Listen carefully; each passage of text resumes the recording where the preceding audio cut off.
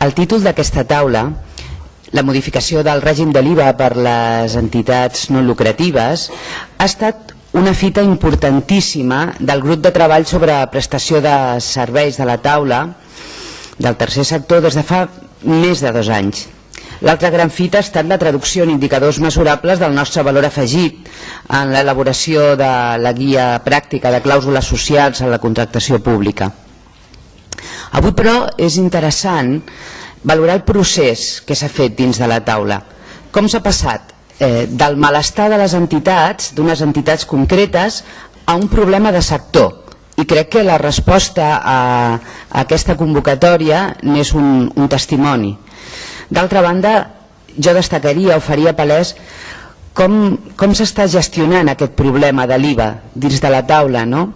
Des de la construcció crítica d'un discurs comú, des d'un discurs argumentat tècnicament, no només des de la rebequeria i la pataleta, també des d'un discurs documentat des dels experts més rellevants en aquesta matèria, tant en el nostre país com arreu de l'estat espanyol, i tanmateix cercant solucions al problema, buscant sinergies més enllà de les nostres fronteres, conscients que el repte és que les nostres propostes siguin compatibles i es puguin encabir tant dintre de la normativa catalana com dins de la normativa estatal com dins de la normativa europea. Avui tinc l'honor de presentar el senyor Antoni Mostera, que ha estat l'expert d'aquí, de Catalunya, que ens ha acompanyat a la taula i al grup de prestació de clàusules socials en aquest treball. Cal dir que el senyor Mostera és llicenciat en Econòmiques per la Universitat de Barcelona, diplomat en Tributs per la Universitat de Barcelona i censor jurat de comptes inscrit en el Registre Oficial d'Auditors de Comptes. És soci d'Advante, Economistes i Advocats, responsable de la Unitat de Negoci i Planificació Tributària. Posseeix una experiència de més de 30 anys en dret tributari i en especial en planificació d'operacions empresarials amb implicacions fiscals. Va ser gerent del Departament Fiscal del Pitt Marking, actualment KPMG a Barcelona. Així mateix és membre del Comitè Permanent de la Comissió d'Assessors Fiscals del Col·legi d'Economistes, així com de la Comissió d'Assumptes Fiscals de la Càmera de Comerç de Barcelona, membre de la Comissió Fiscal del Col·legi d'Economistes, del Col·legi d'Assessors de Comptes de Catalunya i membre del Registre d'Economistes d'Assessors Fiscals i segurament d'altres coses que no posa aquí. Buenos días. Primero, gracias por darnos ocasión de hacer una exposición en estos puntos. En primer lugar, tengo que decir que las intervenciones que ha habido hasta este momento yo creo que han aclarado mucho la cuestión en el sentido técnico. Nosotros ahora lo que vamos a tratar de hacer es ponerle un poco números a las intervenciones y tratar de dimensionar cuál ha sido o cuál es el impacto que supone estos nuevos criterios en cuanto a la determinación del criterio de precios sin IVA en los concursos. Tenim per anar passant el resto? Sí, per pasar las diapositivas. Básicamente lo que vamos a hacer es primero hacer un pequeño antecedente de lo que estamos hablando, de la exención. Luego entraremos en tratar de cuantificar en el IVA cuál es el efecto de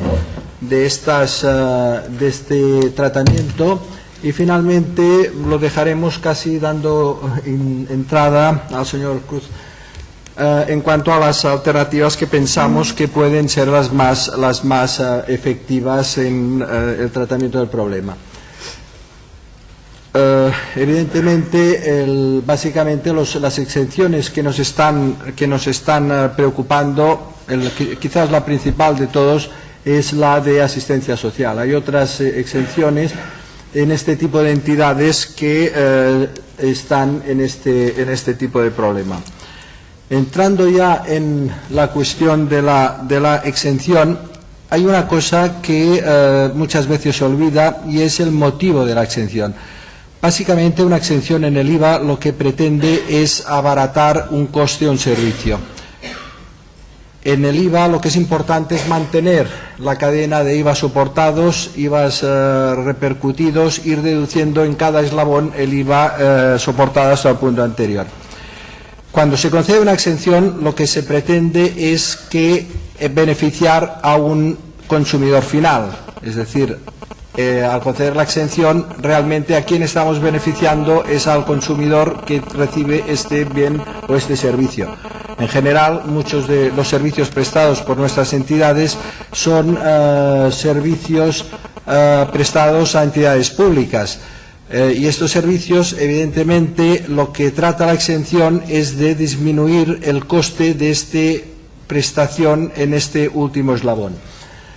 En la Ley 3085, en la exposición de motivos del IVA, aunque derogada esta ley, la exposición de motivos yo creo que sigue completamente vigente, lo que se habla es de que se establecen exenciones concretas en favor de determinadas entidades sin finalidad de lucro. ¿Qué se trata con esto? Pues de darle una situación de ventaja respecto a otros. ¿Respecto a quién puede ser? Pues respecto a los que no tienen exención. Por lo tanto, cuando una entidad sin ánimo de lucro puede gozar de esta exención, lo que significa es que sus servicios tienen una ventaja comparativa. Entonces, lo que esta ventaja comparativa inicial a favor de estas entidades, a través del criterio de contratación de precios sin IVA, se ha girado completamente al revés y, en vez de ser una discriminación positiva, pasa a ser una discriminación negativa, como después vamos a ir viendo.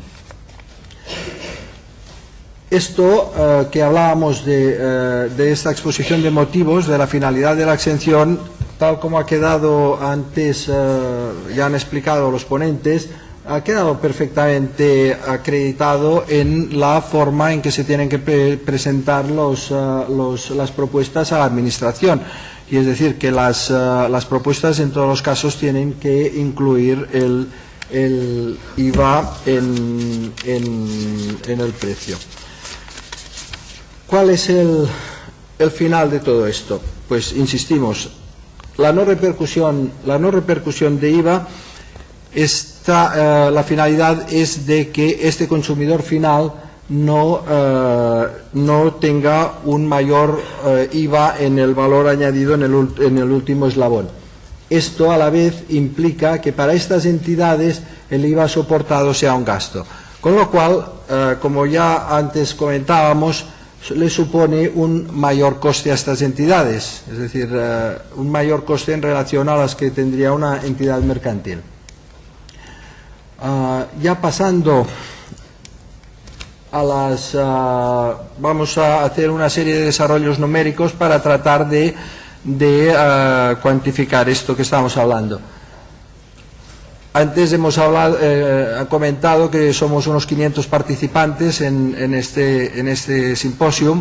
Yo creo que si hiciésemos 500 propuestas, las 500 serían distintas. ¿Por qué? Porque para hacer las hipótesis de partida tenemos que ver en qué sector exactamente estamos, ver qué composición tienen nuestros inputs, qué valor añadido tenemos, qué distribución tenemos entre las diferentes compras, entre los diferentes tipos. De todas formas, hemos estado haciendo algunos estudios y con información de una serie de entidades, y parece que esta distribución podría ser representativa de lo que estamos hablando. Estamos hablando de unas